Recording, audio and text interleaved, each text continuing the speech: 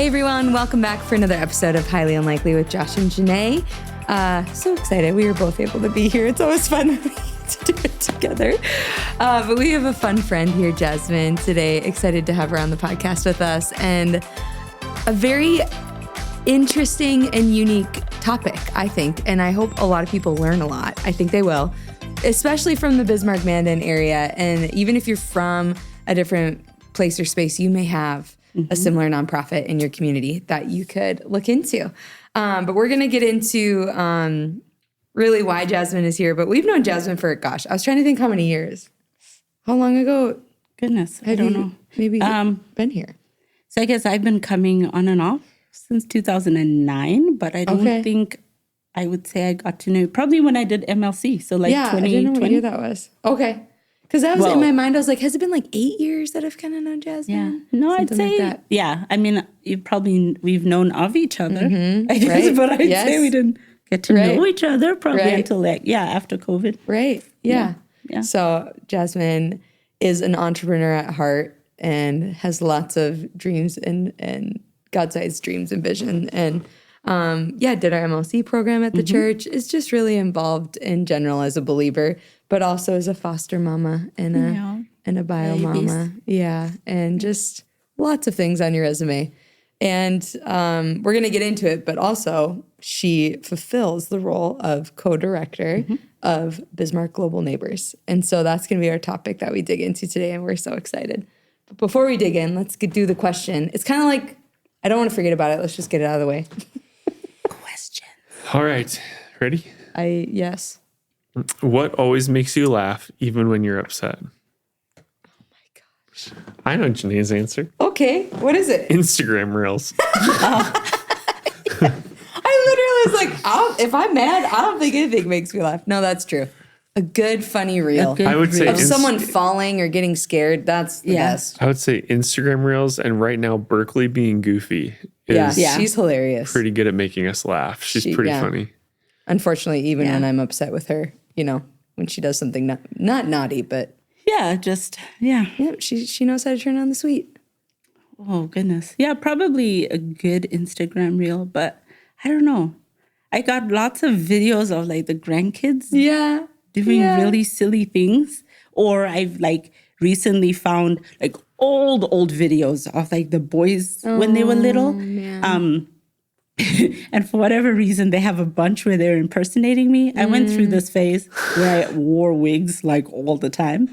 And so I had like, no lie, a good 30 or 40 of them. Like it was a different one for every. And so I have plenty videos of them each in a wig. And they'll be like, oh, this is 30s Jasmine. And this is, they are hilarious. Because they're also tiny. They're like, 5 and 3, I think. In the goodness. Yeah. So Jasmine, can you educate us on wigs? Because there's probably some people who are listening who are like, why would you wear a wig? Or why would you have a wig? Like, is that an appropriate question to ask? Yeah, like, I mean, shoot, I don't care. I feel like more women are really loving, like I've just seen on social media, like embracing wigs. Yeah. I will say for not everybody, but for African-American women specifically, it protects your own hair. Like our own hair gets really dry. So depending on the season, it really messes with your hair. So a wig or a weave or, braids or whatever is the best way to like protect your own hair. Yeah. And then also it's just easier. Yeah. Mm-hmm. You know, I don't have to, listen, wash day is a whole thing between washing and conditioning and all the things. A wig, I'm just like, I mean, I haven't worn them in a long time. But those are easy. You just pop it on, make sure it's right, make sure it's secured because you do not want that thing flying off. Especially in North Dakota weather. The wind. Oh my gosh, so right. That is so funny. That cured me of that real quick. Yeah. Okay? There's nothing more embarrassing than living your best life and then the wind and you weren't secured. No. There are some good Instagram Reels about that too. Yeah. I did see one. And I don't want to be on one. No. That's right. Yeah, so no way. More. Yeah. Can you tell us about your family?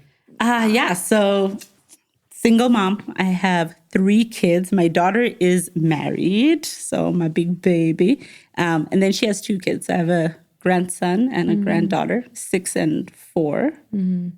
Oh, yeah. Wow. They're big babies. And then my boys, so 14 and 12. And then I'm a foster mom. So right now I only have the one. So I have a 9-year-old right now.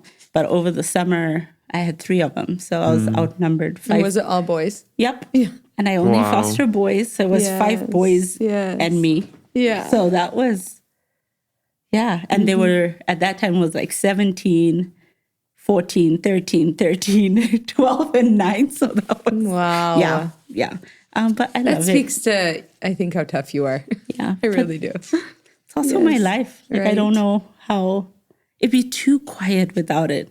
I think I need some sort of controlled chaos to feel like, I got this. Yeah. Yeah. So, Oh, man. so yeah, that's So my awesome. babies. Okay, also before we start, sorry, I have all these random You thoughts do. I got to include in, and then we'll get to the topic. But one of my favorite quotes in the history of humanity came from Oh, my Jasmine. goodness. Yeah, Because I don't you a even know couple the times. full story, but I think somebody like said something bad about me or Jenaye on Facebook. Oh, yeah. And you approached Jenaye and you were like, you guys got to tell the story. It was something like where you were talking about, like, I was ready to go. And then you said, like, because I love Jesus, but I'm from the south side of the kingdom. I so sure I will am. cut you. And I just died. I sure am. I said, listen, I just need to know. I just need people to know. Okay. I may have found Jesus, but I still have a little thug in me. You know what I'm saying? Even Peter was out here cutting me ears off. Okay. Peter, that's me. Like, I still have a little, like, if they knock, I'll buck. You know what I'm saying? I mean, I'm trying really hard. Oh, but Yeah, that was but one I'm of, also that like, was if one you- of I our mean- favorite quotes. Shoot, if that's what you need. I'll fight for you. Oh my Yeah. goodness. I mean, I'm a fight. It was That's very all right. sweet. It was a very sweet comment. it but was. we Yeah. just, it It was encouraged like us. we've talked about that. Yeah, just make so sure it's in the sweet. dark. You know what I'm saying? But listen, that's what you I need. forgot I about got that you. quote. Yeah. We've referenced I mean, that. you're gonna raise all those boys. You gotta have a little grit, Oh. you know.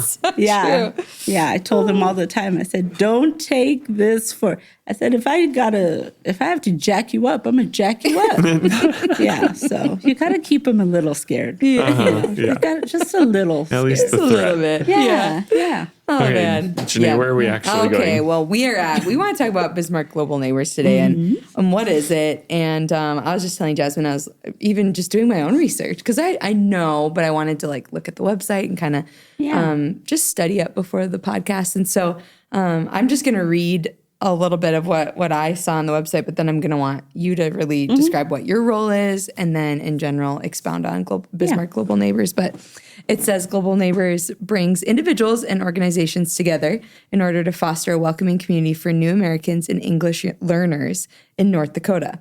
We believe that extending a welcome to our newest neighbors is the best way to grow new generations of neighborly, successful, community-minded Americans. And I thought, that's just so cool.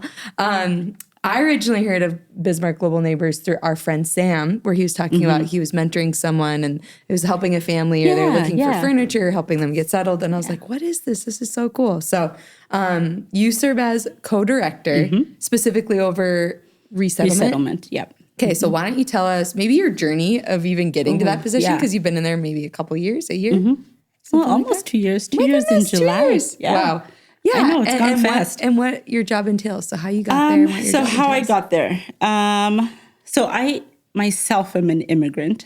So is kind of how I found Bismarck Global Neighbors, because we are the only like resettlement agency in this area. So if we have, immigrant, and I should say this, because people need to know. There is a difference between a refugee and an immigrant. Let's be clear. So a refugee is somebody that is fleeing their home country because of some threat, right? There's some threat on their life. It can be the actual reason can vary, but they are leaving because there's some sort of real threat on their life.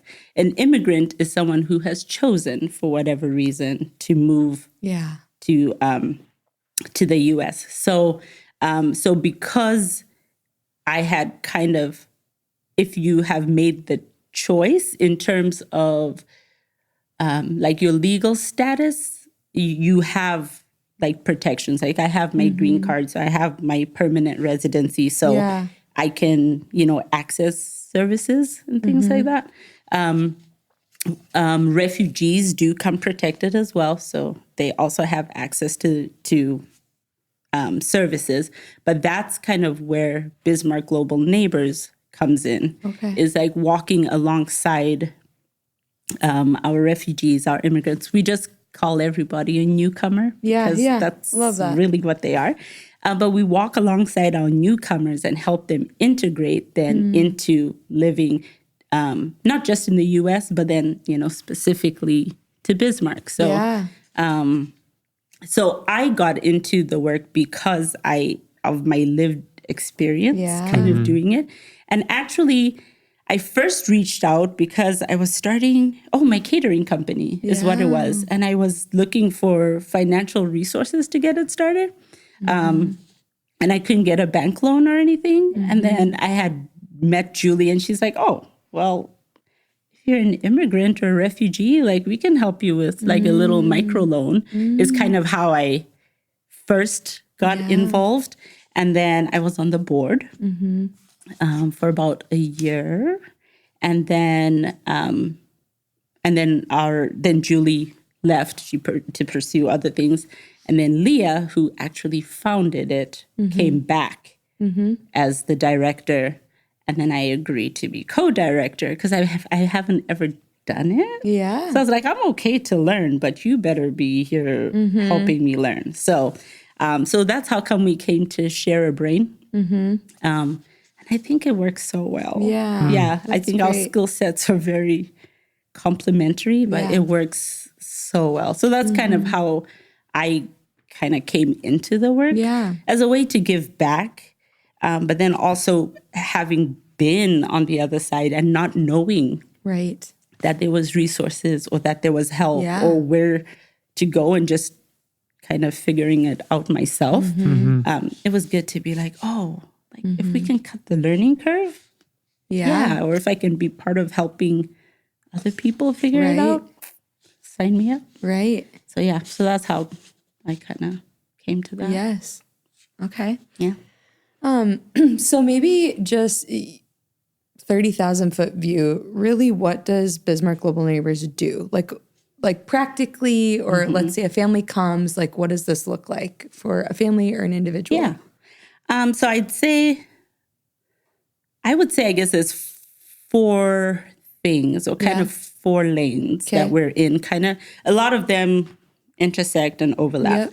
But one of them is resettlement. So that would be our refugees. So that's people that are fleeing something and that are coming here. And so then we'd help them resettle here. So what that looks like is they are given, it's like $1,600 one time. I do want to clear that up because sometimes I'll hear people say, oh, the government is just giving them cars and how. No, they literally get $1,600. That's it. One time to help them get set up. Resettle their whole life. To resettle their entire life. Yeah. And they are told where they're going to be going? Like they would be instructed that they're coming here? Okay. They can, if they know somebody in a specific state, they can request, hey, I have a U.S. tie that lives in Bismarck. Can I go there? If they don't, then it's almost, I don't want to say like it's a lottery system, but super big view. It's the federal government. The federal government then has 3 resettlement agencies that they partner with. And then those 3 agencies will have kind of, I think like 7 smaller ones over different regions of the U.S. Each of those 7 every week will kind of meet and will kind of pick, almost like pick number, like the case numbers. Like they'll be like, oh, we have a case that's, 2 parents, 5 children, who can take it, but they go in order. Like they have a specific order. Each week, a different agency gets to go first. So, so we don't have control over necessarily who is coming. But if we know a case number, if we're reuniting a family, so part of their family's here, we can request that, hey, if you see this case number, can they come here? But they don't really have a say unless they have a strong U.S. tie. Otherwise, it's usually, hey, we will resettle you in the U.S., but they just go where there's an agency able to take them. So, so they do. So we will help them administer kind of that $1,600. It's per person. So obviously bigger families fare better than singles. Our singles, I always feel bad for them because that's like to rent resettle and your deposit. whole life. Yeah. It's 1 month's rent and your deposit. And then we're like, oh. Right. I mean, we have private funds, so we will never leave anybody but it's really not what people think it is. Like they're not coming here with much. That's it, to resettle literally your entire life. Do they have possessions and things that they bring, or is it usually? Yeah, so they'll have their suitcases. How much they have kind of depends. So we have, like the bigger families will come with a lot of things, or like our Afghan clients tend to bring like everything with them. And then we'll have like our family that just came 2 weeks ago.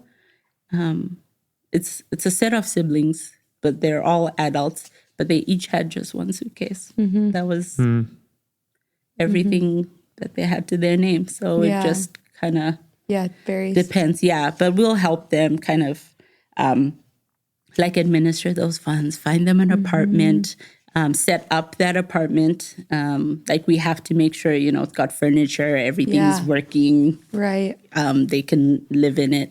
We'll also help them get, all their benefits, SNAP, Medicaid.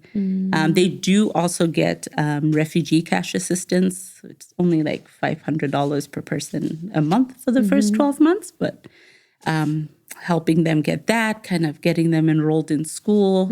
So school-age kids in school, but also the adults in English language, employment, so helping them find jobs, get set up for jobs. So for our like resettlement, I'd say is the most intensive help because we're literally walking them through every single step. And do they usually speak English, or is that a part of it too that they're learning? Yeah, not always. I would say the majority do not when they come, but they must be enrolled in English language classes in order to get their refugee cash assistance. So the majority of them do not, but they always come with like such cool backgrounds though. I mean, we've had quite a few doctors that have come. We've had bankers. We've had a couple that were upset that they were in North Dakota because they wanted to be in Silicon Valley because they're like tech bros. Wow. And it's so cool because I think tech bro must be like universal. Like they must all just have a uniform because the moment they came off the plane, I was like, oh, he's a tech bro. And then sure enough, you hear their story and they were like running tech corporations and stuff. So so even though they don't, I mean, they come with such diverse like background and training and just some of the coolest things, I think. We had a scientist in there too. So. Wow. So people that are on refugee status or seeking, can you talk about, because I think people hear that and and I mean, I'll just talk about the elephant in the room. Like illegal immigration is a huge thing right now. People like, there's a new administration, things are changing. But can you really just talk about like, I mean, we've always been a country that has integrated people in from other countries who have come here. And obviously we believe in the laws of the land and coming the right way, but also refugees. Can you help people understand? Because I think immigration now can sometimes just get lumped into this big, bad, negative thing. And it's really not. But there's also, there's people that are really being helped, or people that are going about the process the right way and trying to go through all the steps, which is really difficult. And then to come here with nothing you know? And start all over. I even talked to people in our church who are from South Africa who have come Yeah. and they've left their whole livelihood behind. They've come here for a job or on a visa and things fall apart and they're trying to put it together. And it really is a difficult road for people. Yeah. But can you speak specifically to like, what are the challenges that some of the refugees are fleeing from that you're aware of? Do you? And I will say, especially with our refugees, and even our asylum seekers and parolees, I will say this, that there is a lot more legal immigration than there is illegal, right? So like our refugees, for sure, they have to go through, before they can even travel, they even think about traveling, they go through 6 interviews that dissect every single part of their life, of their story, of everything. The FBI, USCIS, the CIA, every single letter of the alphabet vets them before they can even, and a lot of those are in-person interviews too, not just, so before they're even greenlit to come, they have been thoroughly vetted. And then for so that's like specifically refugees. And I will also say this, people think it's a quick process. It is not. Like our one refugee, our very first through this resettlement program, had been waiting 9 years to travel. So he was in Turkey. He'd been given the okay, yep, you're good to go, you can travel, and waited 9 years before he traveled. We have, like our family now, I think the 21-year-old that just arrived, she has been waiting to travel since she was 10. Wow. Yeah, so it's not just, I need to flee, and it's a long and lengthy process. And then for our people seeking parole or asylum, have to actually present at a border. They can't just come in. They have to present at a border. They have to sit and talk with the border agent, kind of tell them their story, all of that. And so even though it's a temporary status, they're not allowed to stay indefinitely, they are here legally. Yeah. They have to be given legal permission to cross the border with they're given a letter that says, show up in court at this date, for us to determine if you really have a case. But they came in legally. They have to present to agents and be put in the system and all of that. So I do like to tell people that all the time, that I promise you there's a lot more legal migration. And the majority of people want to do it legally. Right. It's just, why risk it? It's just too risky to not. Right. So you might as well just do it the right way if you want to stay. I'd say violence and war is probably the biggest reason why people come, especially our South and Central Americans. It's a lot of abuse and torture that they're fleeing from. We have people coming because they're fleeing religious persecution. A lot of those, would be like Christians in Muslim nations. And so they're fleeing for that reason. But a lot of, just mostly violence. Yeah. Kind of related. But some people have some pretty traumatic stories. Right. And when even you talking about how long a lot of them wait, more than likely some in that waiting period don't make it. Yeah. But those are the stories we don't hear and don't see. Yeah, and that's also sad because for some of them, even depending what country they're from, but even waiting in the camps, kind of that, like a refugee camp, have witnessed violence, or people that were waiting to travel that just never made it. Right. So So you were talking about the different lanes of Bismarck Global Neighbors. So resettlement, the big one. And then, and then kind of our like case management is what I call it. But so anybody that's outside of kind of resettlement would fall under case management. Okay. So, like people like me that are immigrants who chose to come here. But if you have an issue, right, I don't know, you can't figure out the landlord if, you need to adjust your status. Maybe you've been here long enough, you now want to do your citizenship. Or, navigating Medicaid or the healthcare system, whatever that is, case management kind of captures all of that. So within that is almost anything. Like if you need help, come on in. We'll figure out how to help you, whether it's us directly or if we connect you to a resource in the community. So that would kind of be case management. And then we have mentorship and volunteers. Mentorship is a little bit more intense than just volunteering, only because we ask for like a 6-month commitment. Yeah. And your website is very clear. Yes. Like if people are wanting to, I was very clear on like, this is what it would take to become a mentor for Bismarck Global Neighbors. But the mentorship is so fun. We just get like the coolest stories. Basically, it's somebody in the host community that we pair up with a newcomer, either one-on-one, an individual. We do have some families too, especially like families with little kids usually are like, please give us a mentor. If for no other reason than for mom's sanity, because please, I need an adult to show up at my house.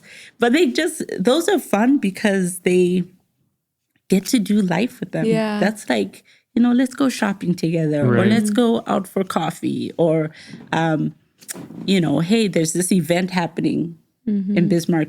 Do you want to go? Right. Which is things that people would want to do, but unless someone invites you to it, you might not go. So those are fun. It's a 6-month commitment to do that, but we have lots of pairs where it's been years. Like, and they just keep doing it. Yeah, like they're just best buds now. Like they go on vacation together. They're out fishing. They'll send us pictures like, oh, look at us in Medora. Wow. Or, oh, his first snow. Or, so those are fun. Or like, oh, our first hockey game. Yes. Yeah. Wow. Especially depending where you're from. Yeah. Right. Like this ice hockey, what? I was going to say a lot probably haven't experienced wind chill or snow. Yeah, because what are we doing? Yeah, I know there was a curling event, like learn to curl. Yeah. Oh, it's always hilarity and chaos. But it's so much fun to see like other cultures kind of engage. And so the mentorship is a lot of like, let's just do life together. Let's break bread together. And then volunteering is kind of the like entry level. Like you can help as many hours as you want or not. But that one's also fun because it's setting up apartments. Like you get to, put things together. It's a lot of transportation. Yeah. People need to go to the grocery store or doctor's visits and things like that. So that's also kind of fun. I mean, I feel like we learned a lot just from having Andrea live with us. We a young lady from Guatemala and lived with us last year. Last year. And it was just like the things you take for granted. Like, teaching her how to drive. I was going to say that. That was something. You guys, she just kept saying, you guys have so many rules. I can't keep track of all these rules. Like it's so much. I know how to drive, but you have so many rules. And I was like, okay. Yeah, you're right. I've never thought about that. It's so funny now because if I'm driving and somebody's driving really slow or not perfectly and I go to pass them and I'm like frustrated and they're doing the very typical like sitting very close to the steering wheel, like I'm like, shoot, like because it reminds me of Andrea's trying to learn and it just gives me more patience. But even, I remember just talking to her and being like, Andrea, it's going to be colder this week than anything you've ever experienced in your life. You cannot go outside for more than 10 minutes at a time. Like just the stuff that like people... you have to bring gloves with you. Like it was just like, giving heads up or things like that. And it was fun for us over a year's time where in the beginning, she was with us a lot. She would do things with us a lot. And by the end, it was fun to like watch her. It was like she was gone. She's a young adult. She had a car. She was independent. She had friends. she knew where she liked to go, you know. She loved and going she to was Ross very because a lot of people adventurous. spoke Spanish there. Yes. You know, it was like great. Yeah. You know, I just, so cool. I keep going back to this, but I really want to break down that barrier of Yeah. like anybody coming to our country, that's a bad thing. Like the No. Bible says, like, welcome the foreigners among Yeah. you. Like, Jesus welcomed people, you know, even every time people gathered in Jerusalem, like it was a pilgrimage, you know, to come. And What and I even love- like Andrea was a brilliant, young, adventurous law. I mean, she had kind of studied some law, Yeah. wanted to be a translator, like so much potential.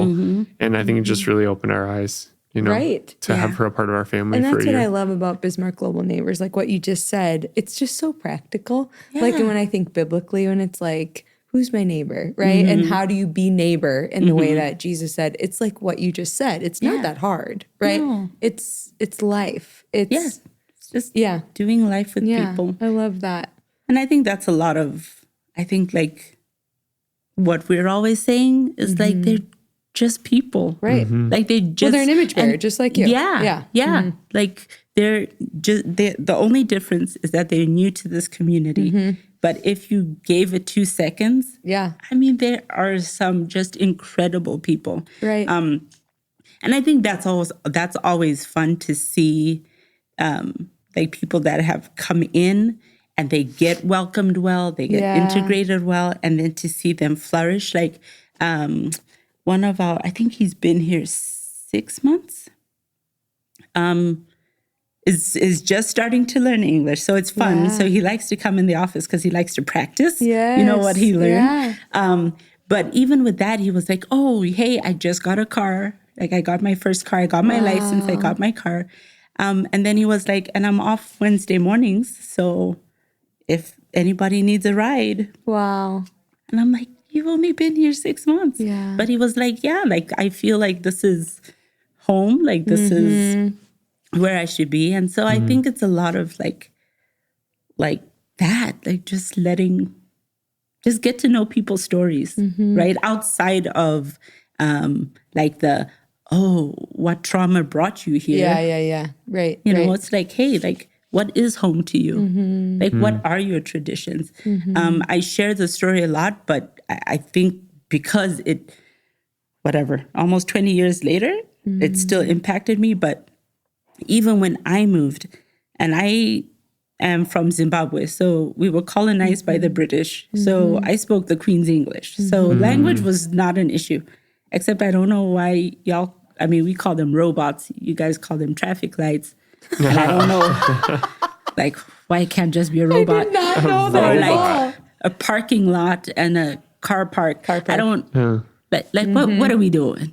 Like, can we just figure that out? So, I mean, there was And some many stuff. many more things. Yes. So there was some stuff like that, even though I spoke Yeah. English.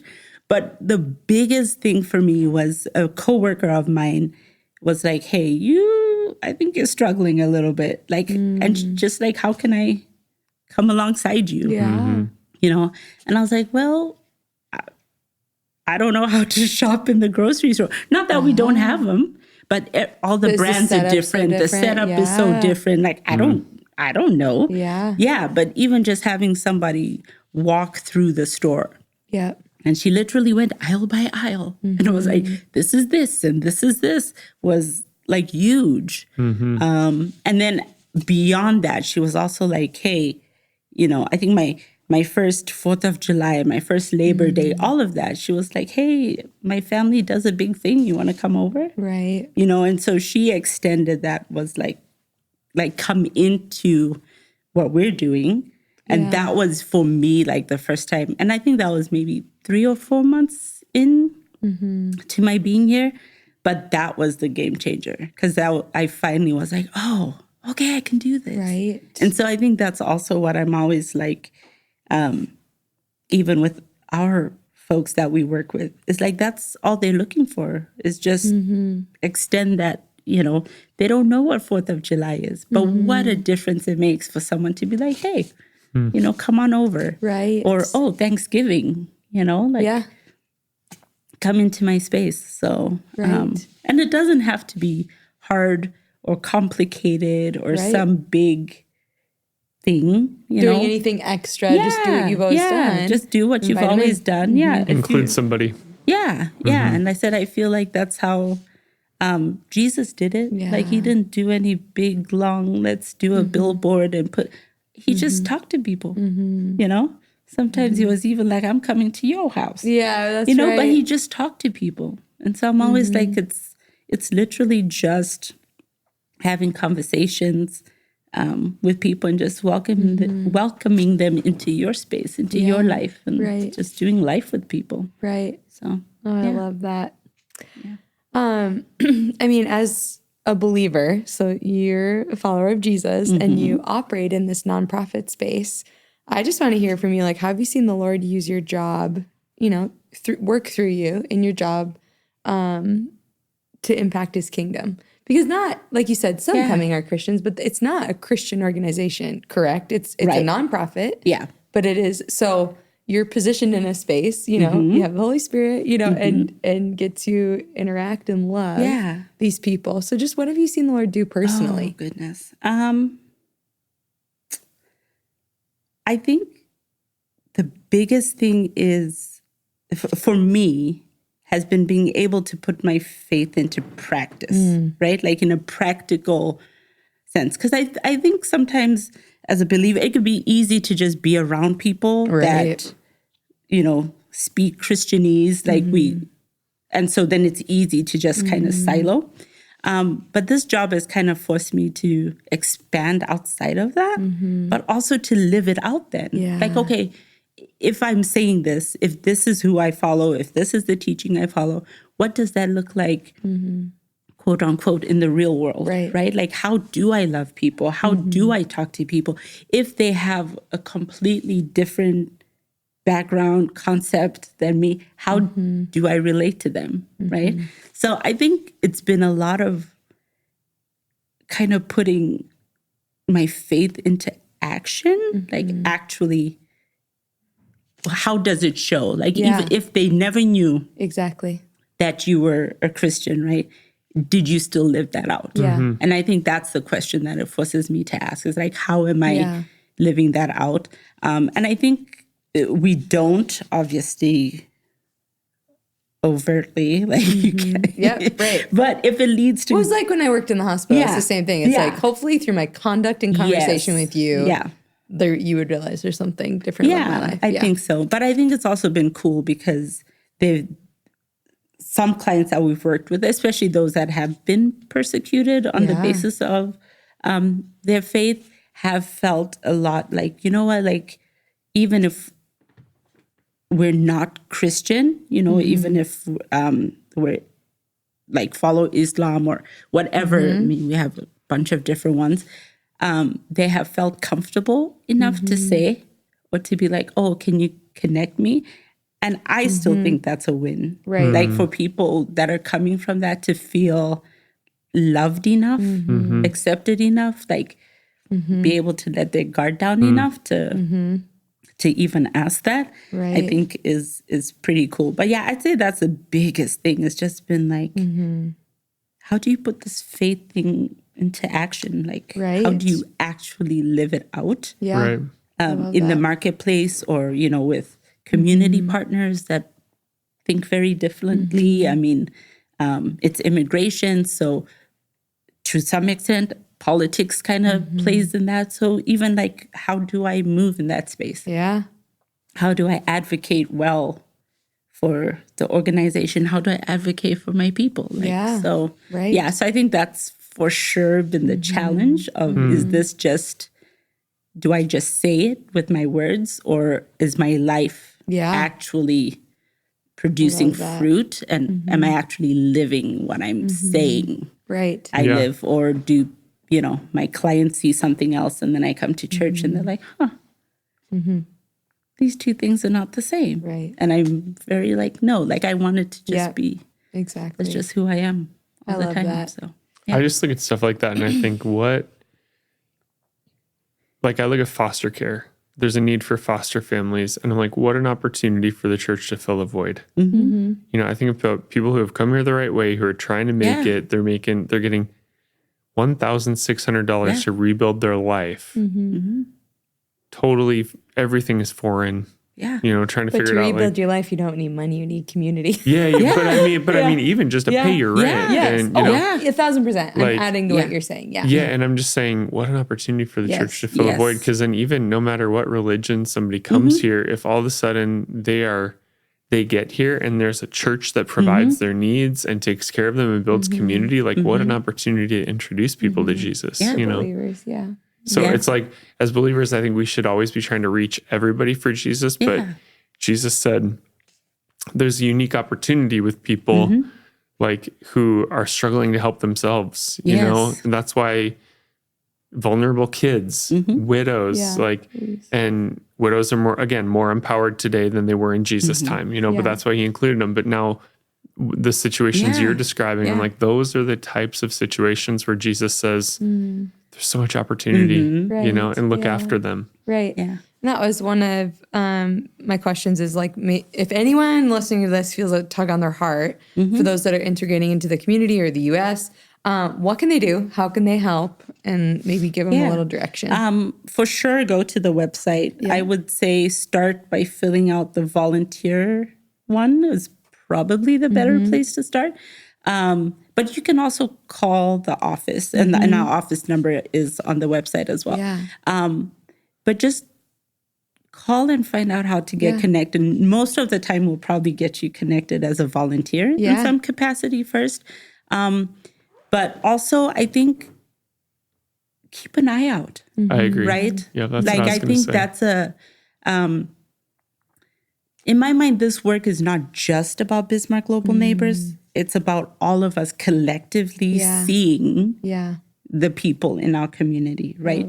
Whether it's an immigrant or not, Right. do we see our neighbors? Do we love our neighbors? Are we paying enough attention to who is next to us in line that we are, even saying something, right? Regardless, white, brown, pink, purple, wherever they're from.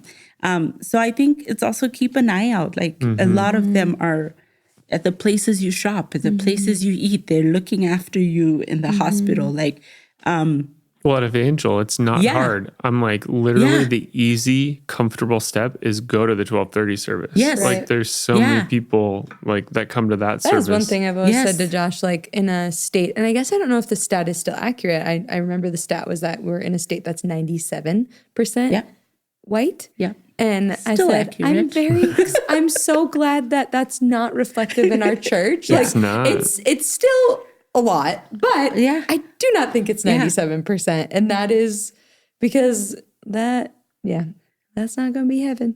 no. And I'm like, just say hi. Oh my goodness, like just see them. Yep. And I mean, I guarantee you, none of them will be like, wait, what? No, like they... Just be kind. Yeah, right? just Seriously, be kind. some of the most joyful, be honoring people are like people in the church who come up to me and have very broken English, but are so grateful. Yes. Yeah. Like to be a part of the church family. Yeah. And they are. I was going to say, for the most part, this is people, I mean, they're so grateful to be here, to be safe, to have a space, but they genuinely want to make this home. Like they genuinely want to put down roots and, their kids are going to school and making friends and, they have hopes and dreams and aspirations, but I'm just always like, just see people. Right. Like whether they are, whether they have an accent or not. Right. I think sometimes we just forget to see people.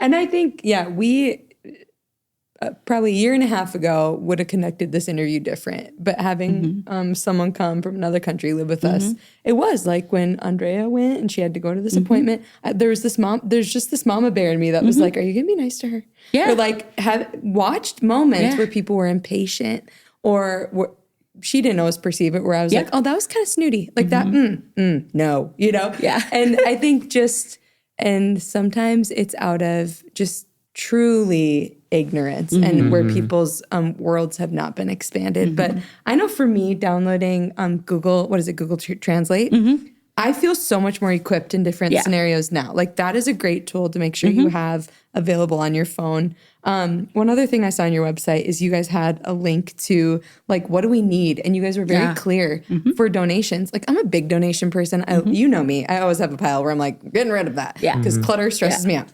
But you guys are very clear on what you need and are like, we do not need this stuff and we do need this. Yeah. So that's like, if you're kind of like a person that maybe loves like, oh, I want a little action to do, that's a great part of your guys' website. And I found that beneficial because if you're donating stuff, you want it to like actually go, not just like go in a big pile at like a mass donation place. So I thought that was a really great part of your website too. Yeah, I do like that. I think the only thing we really don't take is clothes. Yeah. We just have no way to store it. And also, I think part of what we do is also give people agency. Yeah. And so it's very different to get a handout versus you get to go and pick it. So we're also very like, these are grown men and women. Like I'm not going to force, I don't know what color you want. Yeah. So we do kind of, so clothes and stuff like that. We're like, no, we'll take you to 701 Closet, Seeds of Hope. There's so many community places. I even love you indicated that. You're like, if you have clothes, this is where we'd recommend donating it. Like, and you were specific on like, hey, in these winter months, this is what we need. Like we need these boots or this size snow gear. Yeah. You know, it was just like, this is so beneficial. Yeah. That was great. I think just as we finish, I want to reiterate one thing you said you were talking about, gosh, how did you say it? But I think we forget, I'm building on something you said, I think, but we forget what it's like to be alone.